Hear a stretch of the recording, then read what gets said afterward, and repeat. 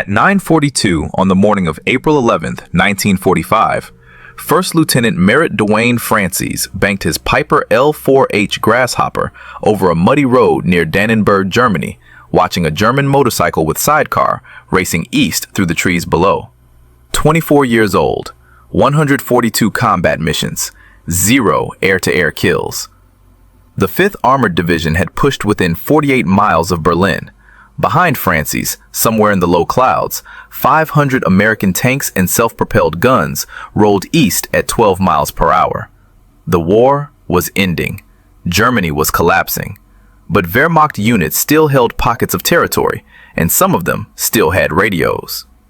Francis flew an artillery spotter plane, fabric stretched over a welded steel tube frame, 65 horsepower, maximum speed 85 miles per hour, no armor, no guns, no radios capable of reaching friendly fighters. His job was simple: fly ahead of the division, find German positions, radio coordinates back to the howitzers, stay alive. His observer, First Lieutenant William Martin, sat in the rear seat with binoculars and a map board. They had been airborne since 0700, searching roads and tree lines for targets. The motorcycle had appeared 10 minutes earlier, moving fast on a secondary road parallel to the American advance. Francis dropped to 400 feet to get a better look. The motorcycle kept moving. The driver wore a Wehrmacht field gray uniform. The man in the sidecar held what looked like a radio pack. A messenger, probably carrying reports about American positions back to a command post somewhere east. Then Martin tapped his shoulder and pointed up. 700 feet above them, a Fiesler Fi-156 Storch moved through the clouds. Francis recognized the silhouette immediately. High-wing monoplane, fixed landing gear, single engine, the Luftwaffe's version of the L4 Grasshopper, an artillery spotter, a reconnaissance plane. Germans used them the same way Americans used the Grasshopper, to find targets, to adjust fire, to report enemy movements. The Storch was larger than the L4, faster, more powerful, and right now, it was flying directly toward the 5th Armored Division's lead elements. Francis pulled back on the stick and climbed. The little Continental engine strained. The Grasshopper gained altitude slowly. Fabric rippled against the slipstream. Martin kept his binoculars on the Storch. The German pilot had not seen them yet. He was flying straight and level, heading west, toward the American tanks. Francis understood the situation immediately. If that Storch reached German lines, its crew would radio exact coordinates for every Sherman, every M7 Priest, every supply truck in the column. German artillery would have perfect targeting data. The 5th Armored would drive into a prepared ambush. Men would die. Francis had seen it before. September 19th, 1944, near Aricourt, France. German observers had spotted American armor movements. 30 minutes later, 88mm shells rained down on B Company. 11 tanks destroyed, 27 men killed before the column could disperse. He thought about radioing for help, but American fighters operated at 10,000 feet or higher. By the time they descended, the Storch would be gone. By the time they found it again, German artillery officers would already have their coordinates. The Grasshopper had no weapons. The Army did not arm observation planes. Too much weight, not enough power. The L4 was built for one purpose: fly low, find targets, get out. But Francis and Martin each carried a standard issue M1911 45 caliber pistol, 7 rounds per magazine, 1 spare magazine each, 28 bullets total. If you want to see how Francis decided to attack a German military aircraft with nothing but sidearms, please hit that like button. It helps us share these stories with more people who care about real history. Please subscribe if you haven't already. Back to Francis. The Storch was now 600 feet above them and slightly east, still flying straight, still unaware of the tiny American plane climbing through the clouds below. Francis looked at his pistol in its holster, then at the Storch, then at the road below where 500 American tanks were rolling into what could become a killing zone. He reached down and unlatched his door. The wind hammered into the cockpit. Martin did the same on his side. Both doors swung open against the slipstream. Francis drew his .45 and chambered around. Behind him, Martin did the same. The grasshopper climbed toward the Storch at 60 miles per hour. 2 men in a fabric observation plane. 2 pistols. 1 enemy aircraft. Francis pushed the throttle forward and aimed for a point just ahead of the Storch's flight path. Francis dove. The grasshopper dropped 300 feet in 12 seconds. The Storch grew larger in the windscreen. 500 feet. 400. 300. The German crew still had not looked down. They flew straight and level. The pilot focused on the horizon ahead, the observer probably studying his map or writing coordinates. At 200 feet separation, Francis leveled out and came up behind the Storch. 80 yards back. 60. 40. The German aircraft filled his vision. He could see the observer's head through the rear canopy glass, could see the black Balkenkreuz crosses on the wings, could see scratches in the paint where tree branches had scraped the fabric during low-altitude missions. 20 yards. Martin opened fire first. 3 shots. The reports cracked over the engine noise. Francis could not tell if any rounds hit. The Storch kept flying straight. Francis squeezed the trigger. Once. Twice. 3 times. The pistol kicked against his palm.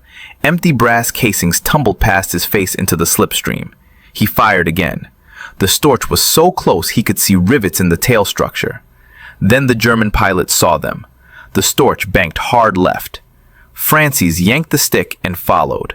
The grasshopper turned inside the German aircraft's radius. The L4 was slower than the Storch, but it could turn tighter. It was built for spotting artillery in tight valleys and over treetops. Maximum maneuverability, minimum speed. The Storch climbed. Francis climbed after it.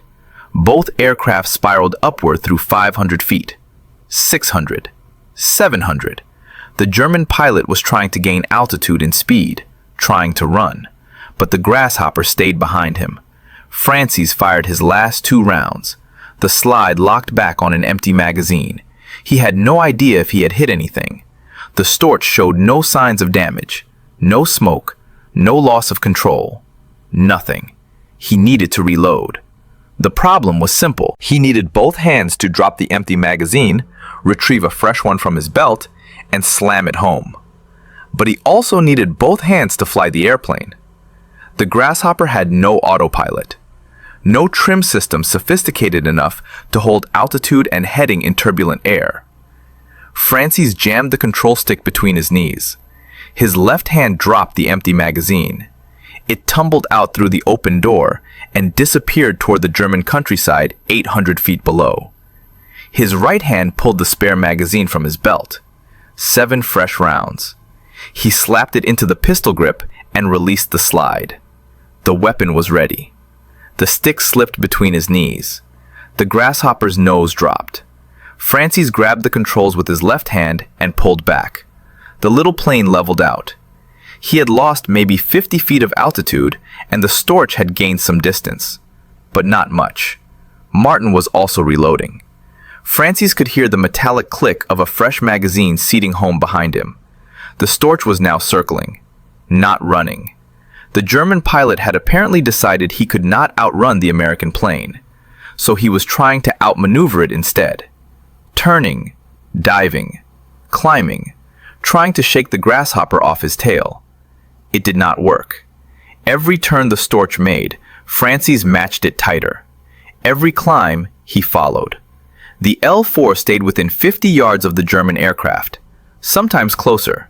The 2 planes spiraled through the morning sky above Dannenberg like hawks fighting over territory.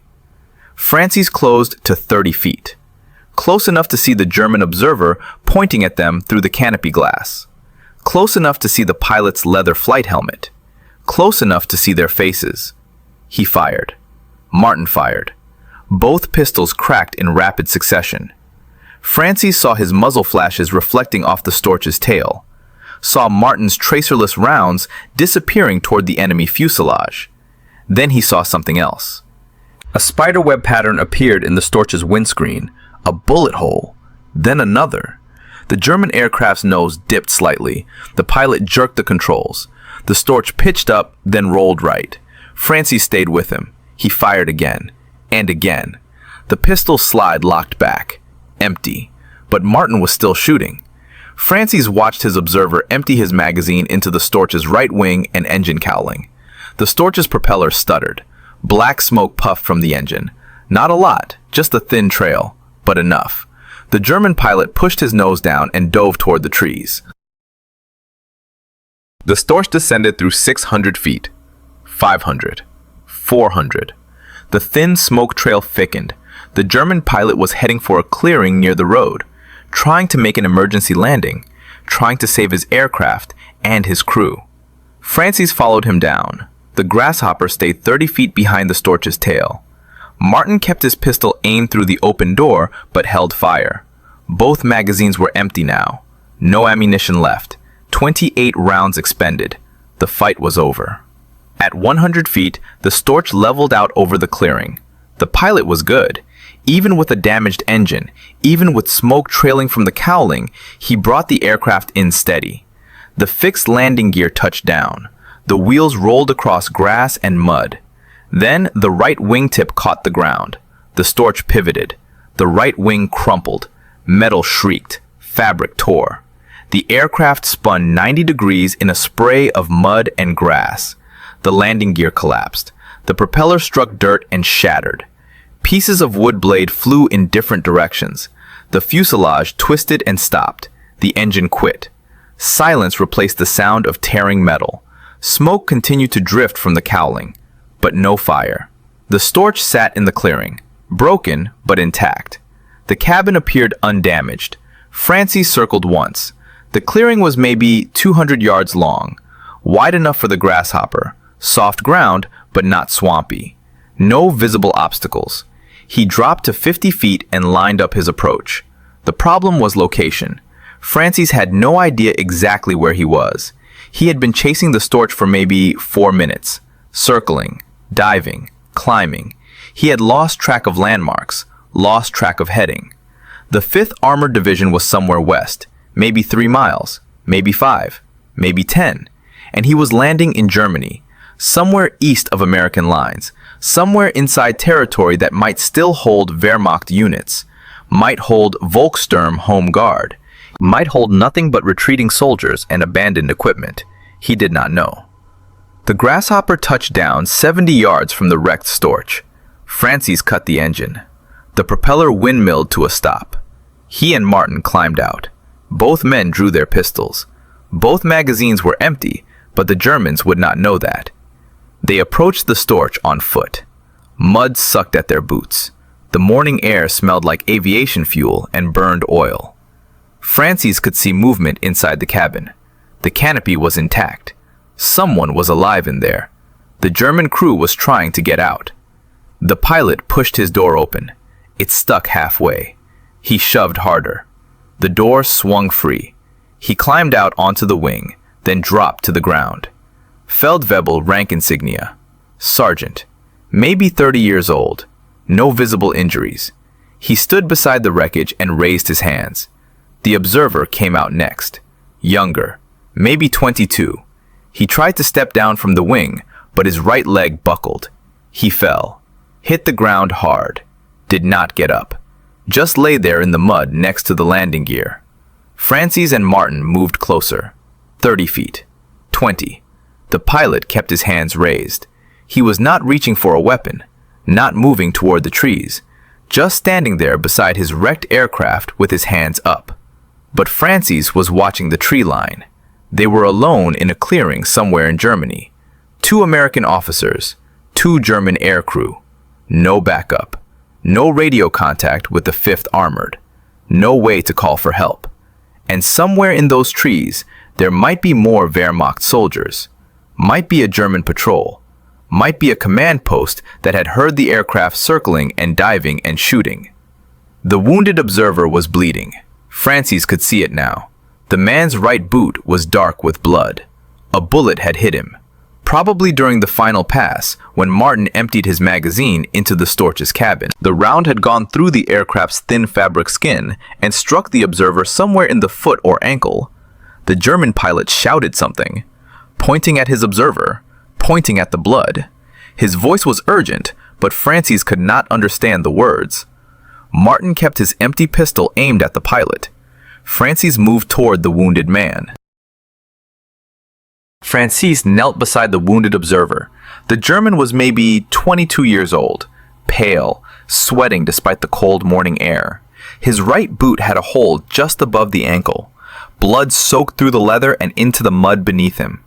Francis had taken pre-med courses at college, enough to understand basic field medicine, enough that his battalion called him Doc. He pulled out his first aid kit, sulfa powder, bandages, morphine syringe, standard army issue.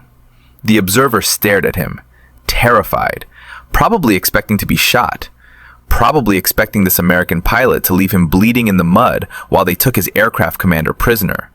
That was what happened to downed aircrews sometimes. Not always, but sometimes. Francis cut the boot away with his pocket knife. The bullet had entered just above the ankle bone and exited through the sole of the foot, clean through.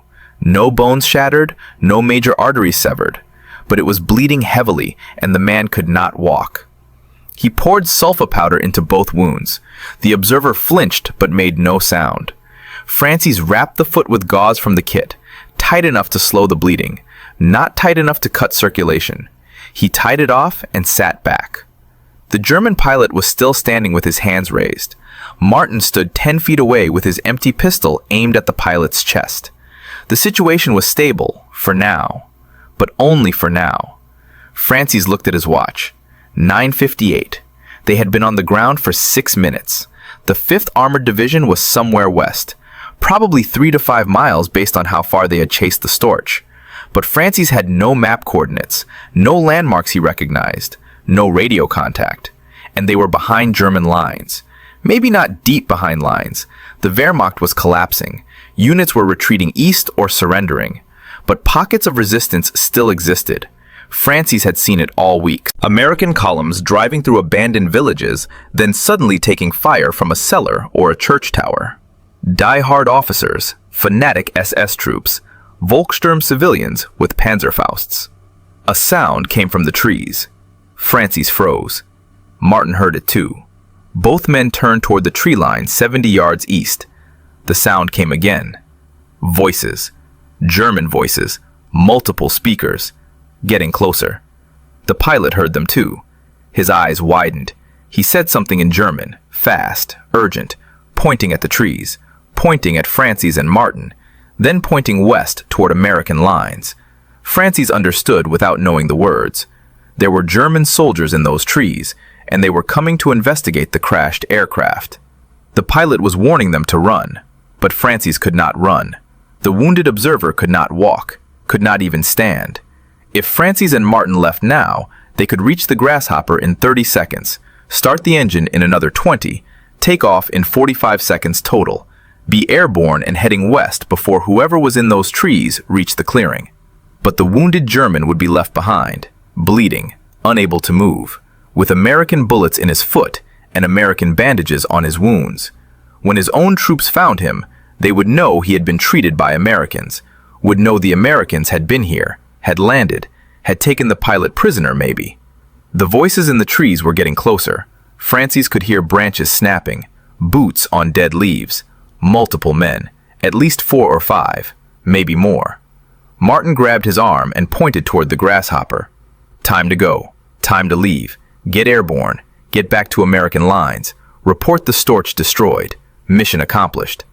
But Francis looked at the wounded observer, at the bandages he had just applied, at the terrified kid lying in the mud.